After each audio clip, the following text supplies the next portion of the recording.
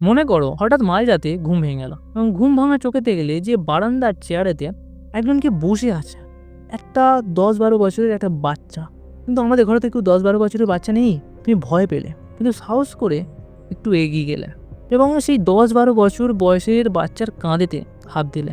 বাচ্চাটা আস্তে আস্তে করে মুখটা খোলালো এবং মুখটা দেখে তুমি প্রথমে চমকে উঠলে, হতবাক হলে এবং তোমার মনে পড়ে গেল সেই অল্প মনে পড়া সেই 12 বছরের নিজেকে, আর নিজের সেই অতীত তোমার সামনে এসে বসে আছে। কল্পনা করতে পারছো কি প্রশ্ন হবে তোমার, বা কেমনভাবে তুমি সেটাকে রিয়্যাক্ট করবে?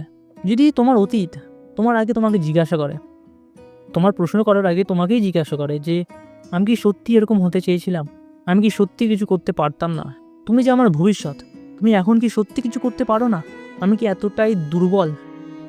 তুমি কি নিজের মুখ গোমড়া করে নিজের চোখ নামিয়ে নেবে নিজের অতীতের কাছে, নাকি এর বদলে তোমার অতীত যখন তোমার মুখের দিকে তাকাবে, তুমি তোমার নিজের উজ্জ্বল আত্মবিশ্বাসী চোখগুলো তার চোখের দিকে চেয়ে তার কাঁধেতে হাত দিয়ে এতটা সুন্দর চলে আসা পথের সৌন্দর্য তাকে আরও একবার মনে করিয়ে দেবে।